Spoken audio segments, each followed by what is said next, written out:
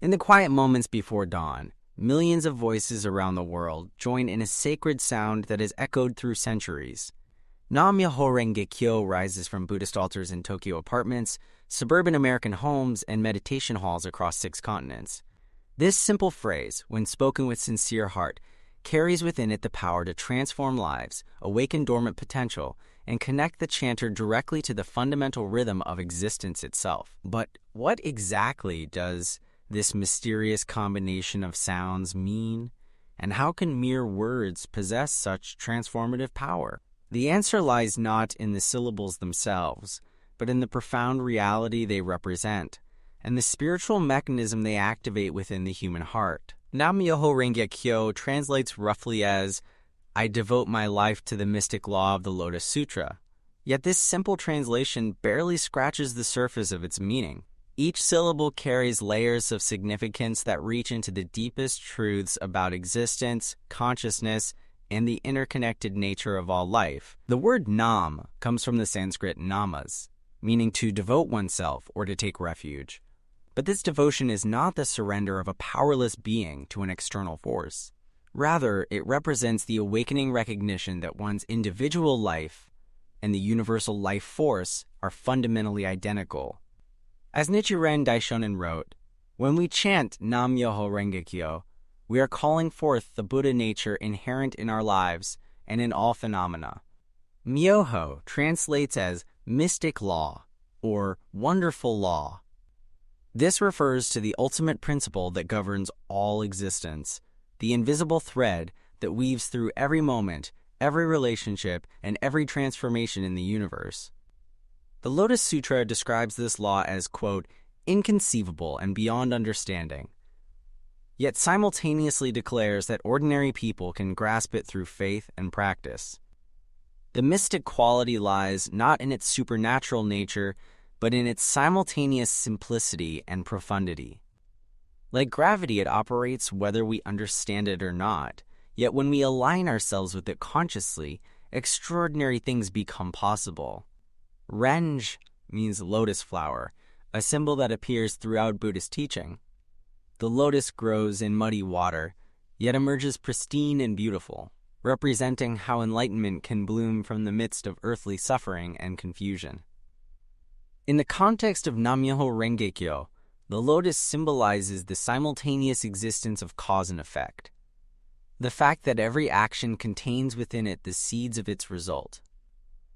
The Lotus Sutra states, "The Buddha appears in the world for one great reason, to enable all living beings to open the door to Buddha wisdom." Kyo means sutra or teaching, but it also suggests the voice or sound itself. In Buddhist understanding, the universe is vibration, and sacred sound can attune us to the fundamental frequency of existence. When we chant, we become both the teacher and the student, the message and the messenger. The power of Nam-myoho Renge Kyo operates through what Nichiren Buddhism calls the principle of Ichinen Sanzen, or 3,000 realms in a single moment of life. This profound concept explains that every moment of consciousness contains the potential for all possible states of existence, from the deepest suffering to the highest enlightenment.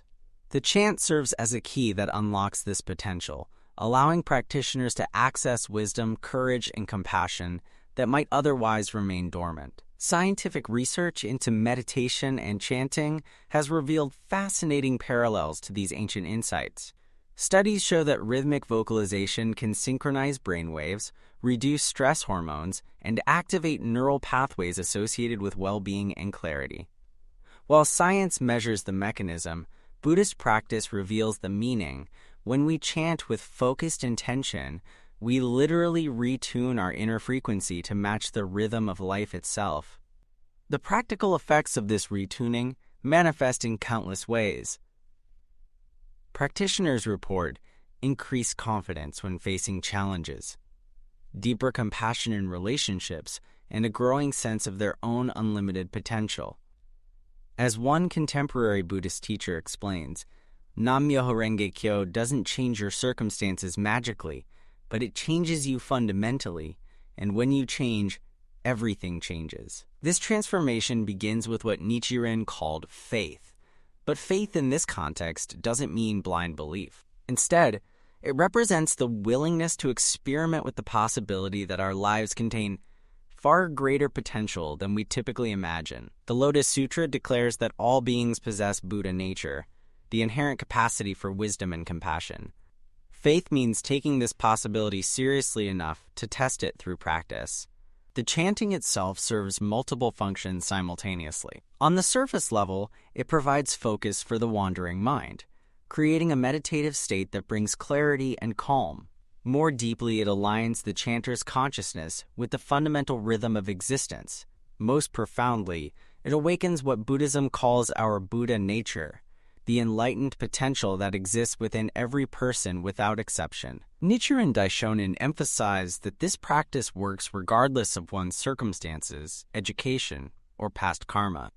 In one of his letters, he wrote, "Even a bad person will be saved by the Lotus Sutra. How much more a good person?" This radical inclusiveness reflects the sutra's central message that enlightenment belongs to all beings, not just monks or spiritual specialists. The mechanics of how Nam-myoho Renge-kyo works can be understood through the Buddhist concept of dependent origination. This teaching explains that nothing exists independently. Everything arises through interconnected causes and conditions. When we chant, we create a cause in the deepest level of our consciousness. This cause then influences our thoughts, emotions, and actions, which in turn affect our environment and relationships, creating an upward spiral of positive change. The practice also works through what psychologists might recognize as cognitive reframing. Regular chanting gradually shifts our fundamental attitude toward life, from victimhood to empowerment, from separation to connection, from fear to confidence. As the Buddha taught in the Dhammapada, we are what we think. All that we are arises with our thoughts. With our thoughts, we make the world. The timing and rhythm of chanting matter as well. Most practitioners chant twice daily, morning and evening, creating bookends of spiritual focus around their daily activities.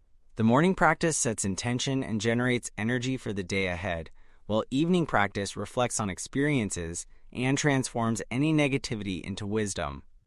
This rhythm mirrors natural cycles and helps establish what we might call spiritual momentum. The sound itself carries significance beyond its meaning.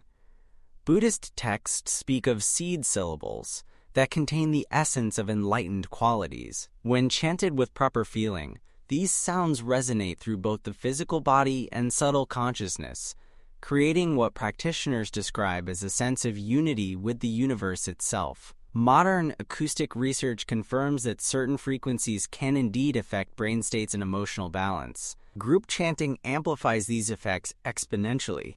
When voices join together in Nam-myoho Renge-kyo, practitioners often report experiencing a palpable sense of connection and shared purpose. This collective practice demonstrates one of Buddhism's core insights. Individual awakening and universal harmony are not separate goals, but aspects of the same reality. The benefits of practice extend far beyond the chanting sessions themselves. Regular practitioners often find they naturally become more patient, creative, and resilient in daily life. They report better relationships, increased clarity about life goals, and a growing sense that challenges are opportunities for growth rather than obstacles to happiness. As Nichiren wrote, earthly desires are enlightenment, meaning that our struggles and aspirations, when approached with wisdom, become the very fuel for spiritual development. Perhaps most remarkably, the practice seems to generate what practitioners call conspicuous benefit or inconspicuous benefit. Conspicuous benefits are obvious positive changes like better health, improved relationships, or career success. Inconspicuous benefits are subtler but equally important. Increased wisdom, stronger life force, and deeper compassion. Both types arise naturally from the practice, though practitioners are encouraged not to chant merely for material gain. The ultimate goal of Nam-myoho Renge-kyo practice aligns with Buddhism's highest aspiration, to achieve Buddhahood in this lifetime. This doesn't mean becoming a supernatural being, but rather fully manifesting our innate wisdom and compassion while living as ordinary human beings. The Lotus Sutra promises that this achievement is possible for anyone, regardless of their starting point or circumstances. This promise might seem too good to be true, yet millions of practitioners worldwide testify to its reality through their lived experience. They describe not dramatic personality changes, but rather a gradual deepening of their essential humanity. They become more themselves, but their best selves, accessing qualities of courage, wisdom, and love that were always present but previously hidden. The practice also fosters what Buddhism calls human revolution, the process of transforming ourselves from within to contribute to peace and happiness in the world. Nichiren taught that when individuals change their inner state from selfishness to compassion, this transformation naturally extends to their families, communities, and eventually to all humanity. This vision sees personal spiritual development not as self-indulgent, but as a form of service to the world. Contemporary practitioners often discovered that Nam-myoho Renge-kyo enhances rather than conflicts with other aspects of their lives. The practice doesn't require abandoning their culture, career, or other commitments. Instead, it provides a stable center from which they can engage more fully and effectively with all their responsibilities and relationships. The beauty of this practice lies partly in its simplicity. No special equipment, location, or preparation is needed. The only requirements are an open heart and the willingness to experiment with the possibility that life contains more potential than we typically imagine. As practitioners often say, you don't have to believe it, you just have to try it. Through regular chanting of Nam-myoho Renge-kyo, countless people have discovered that they possess inner resources they never knew existed. They find they can meet challenges with unexpected calm, love others more deeply despite their flaws, and maintain hope even in difficult circumstances. Most importantly, they gradually realize their fundamental connection to all life and their responsibility to use their awakened potential for the benefit of others. In this way, Nam-myoho Renge-kyo works not through magic, but through the natural laws of consciousness and connection that Buddhism has understood for millennia. It awakens what was always present, reveals what was always true, and empowers what was always possible. The mystic law it invokes is mystic not because it's supernatural, but because it operates at levels deeper than ordinary thinking can reach, yet produces effects more real and lasting than any material achievement. As we continue to face global challenges that require both individual transformation and collective wisdom, the ancient practice of chanting Nam-myoho Renge-kyo offers a proven path for accessing our deepest resources of creativity and compassion. In a world often dominated by division and despair, it provides a practical method for discovering our shared humanity and unlimited potential for positive change.